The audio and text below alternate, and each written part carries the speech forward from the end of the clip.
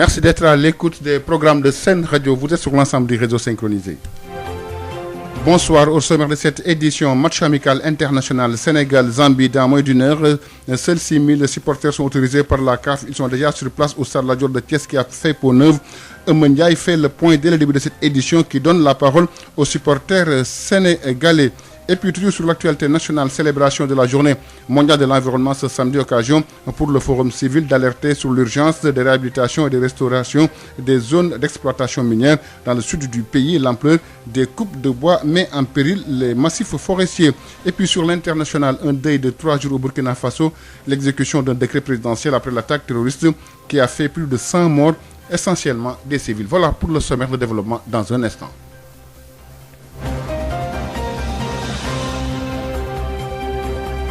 Sud-Soir. El Hadj Malick Ndiaye. Alassane Wade assure les opérations techniques, direction le stade Lat Dior de Thiès où nous retrouvons notre reporter déjà sur place, Ndiaye. Bonjour. Bonjour, El Hadj Malick. Alors, quelle est la situation au stade Lat Dior de Thiès à 58 minutes du coup d'envoi? Voilà une situation normale, El Hadj Malick. Le stade Lat Dior qui commence à se remplir, Pape Daou. En face de nous, la tribune découverte déjà avec bon nombre de supporters. Le virage a aussi assez plein. Ici, à la tribune couverte, à la tribune de presse, les journalistes sont bien installés, mais également côté loge, tribune couverte. Alors, Topamda, tu me disais tout à l'heure que l'équipe zambienne est une équipe professionnelle. Pourquoi? Bonsoir El Hadj Malick. Bonsoir Pamda. C'est vrai que leur mise en train, en tout cas le dispositif est très intéressant. C'est pourquoi je disais que c'est la première fois que je vois dans une mise en train que l'équipe puisse amener des camps de petits camps. Donc on va essayer de voir ce qu'ils vont concocter. Mais ça ne me surprend pas. Hier, en conférence de presse, le coach Michou le disait, c'est une équipe offensive.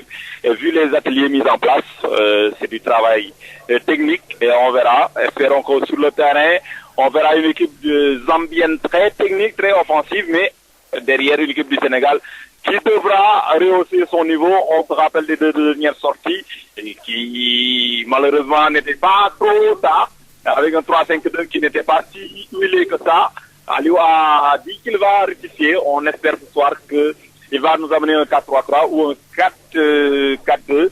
De toute façon, dans le dispositif des entraînements, on a vu qu'il a beaucoup plus travaillé avec un Sayo qui a laissé le flanc gauche pour l'axe. Est-ce qu'il va matérialiser ça aujourd'hui? Je pense que c'est la grande question. Réponse donc El Hadj Malick dans 50 minutes, 55 minutes. En tout cas, le stade Lat Dior qui commence à recevoir du monde. El Hadj Malick, le terrain et le gazon est bien taillé. Le décor est bien planté. À tout à l'heure. Merci Ndiaye en direct depuis le stade Lat Dior de Thiès, Sénégal contre Zambie. Ce soir à 19h, les supporters sénégalais se prononcent sur cette rencontre. C'est un micro-trottoir réalisé par Odile Menkela. On a fait un erreur, parce que pour moi, c'est pas Zambie. Pour moi, on cherche l'autre équipe plus forte que Zambie. Parce qu'on a effectif sur les papiers, on est très bonne équipe. Le problème, c'est le coach. Juste dire que la dernière fois, j'étais contre à ce que Aliou Cissé dans un match officiel essaie des systèmes nouveaux, 1, 3, 5, 2. Mais dans un match amical, il peut se permettre de faire des tests, d'essayer. Parce qu'on va rencontrer des équipes qui vont jouer sur des formats différents. Mais quand on essaie sur des matchs amicaux, pas avec un match officiel. Là qu'il essaye, d'accord.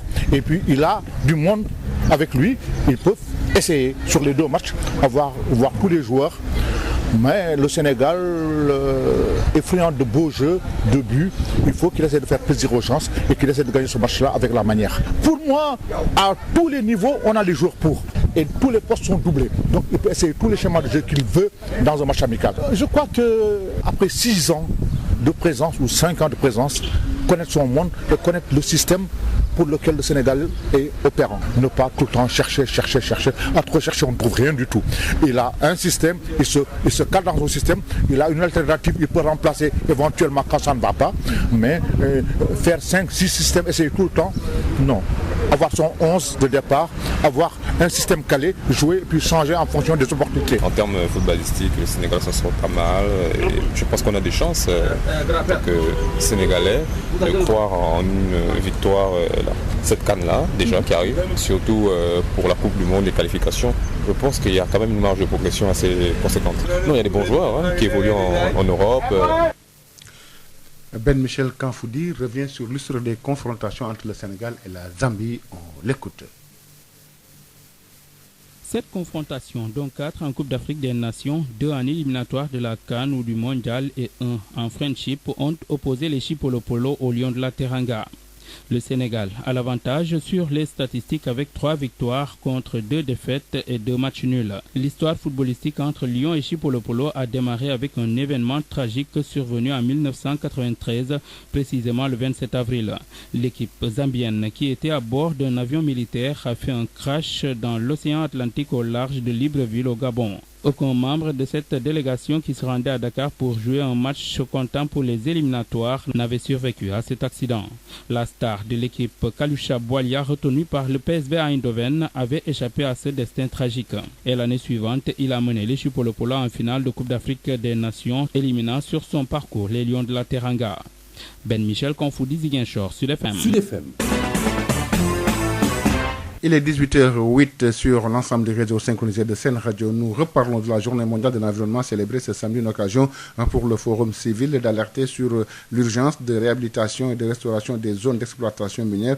Les 4425 hectares ne sont pas encore restaurés, ce qui fait perdre des moyens de subsistance aux populations. Nous écoutons à ce propos le coordonnateur du Forum civil, il s'appelle Birahim Seck. Ces propos sont recueillis par Abdoulaye Diop. Souvent, les zones d'exploitation minière ne font pas l'objet de réhabilitation ni de restauration. Autrement dit, on fait perdre les moyens de subsistance, des moyens de transformation économique aux citoyens, au profit également de l'exploitation minière qui ne génère pas assez d'argent comme le fait, ou bien comme le ferait le secteur de l'agricole ou bien le secteur de l'élevage. Attirer un peu leur attention sur ces catastrophes écologiques qui nous guettent, surtout qui sont dues à un certain nombre de faiblesses, surtout la faiblesse ou bien le défaut d'accès à l'information, parce que la loi exige que les entreprises qui sont en situation de recherche ou bien en situation d'exploitation d'élaborer des études d'impact environnemental, mais également des plans de gestion environnementale, mais également sociale. Mais on se rend compte que ces documents ne sont pas accessibles ni aux journalistes, ni également aux citoyens, et ce qui n'entre pas dans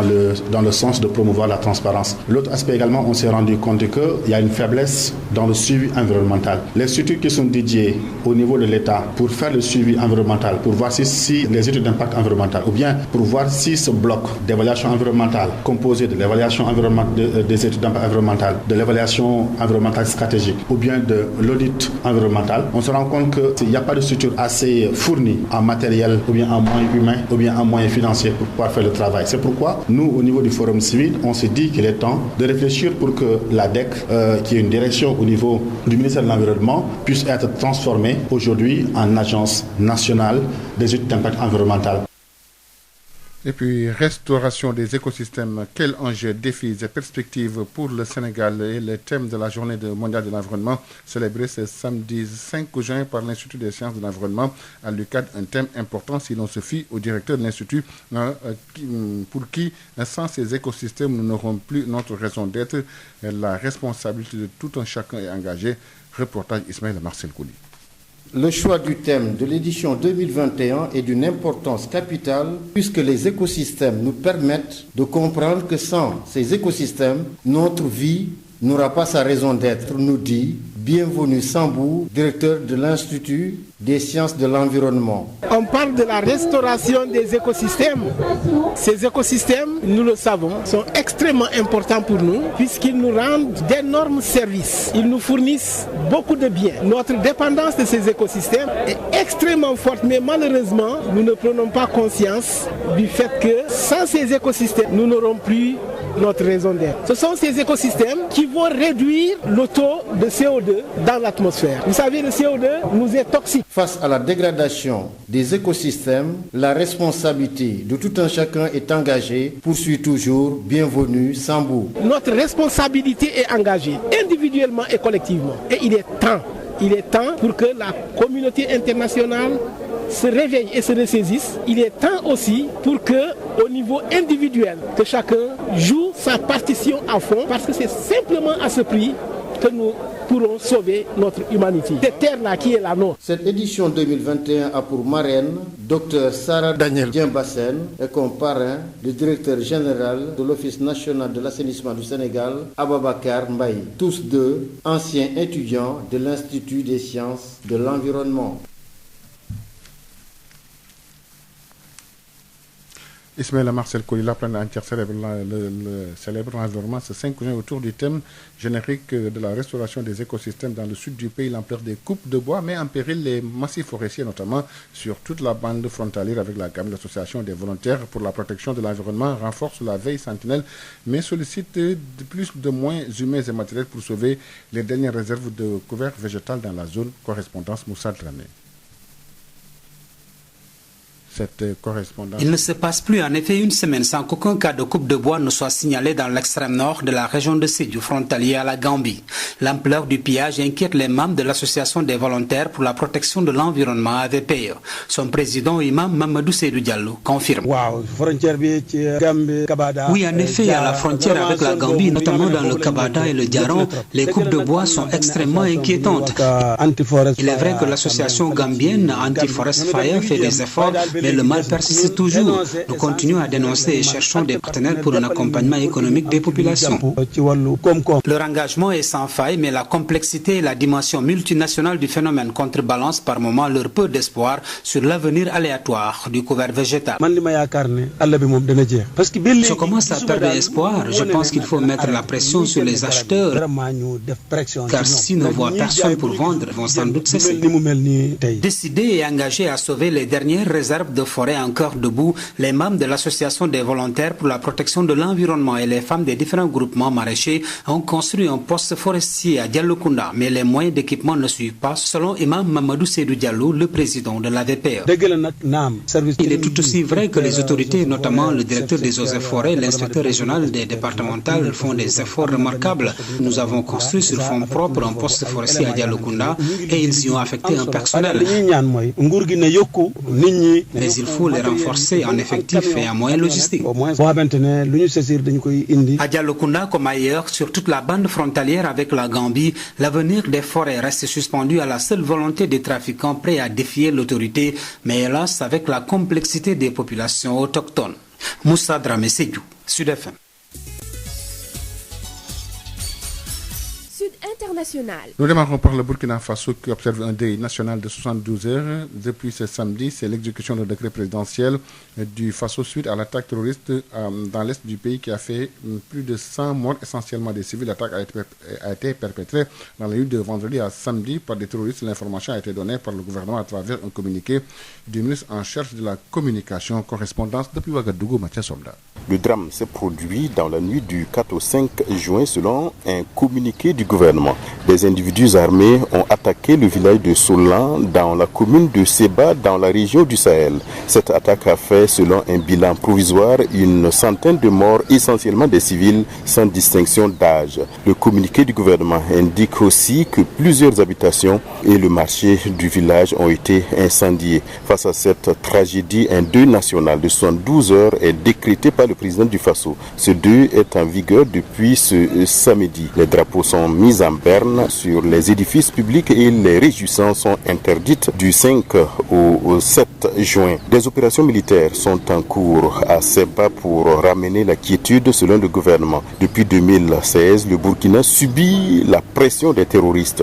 Plusieurs attaques ont été enregistrées particulièrement dans les régions du Sahel, de l'Est, du Nord, du Centre-Nord, de la boucle du Moun, des hauts bassins et du centre. Ces attaques qui visaient des cibles militaires sont de plus en plus orientées sur des civils et des infrastructures socio-économiques. Mathieu Somda depuis Ouagadougou pour Sud FM. El Hadj Malick Ndiaye.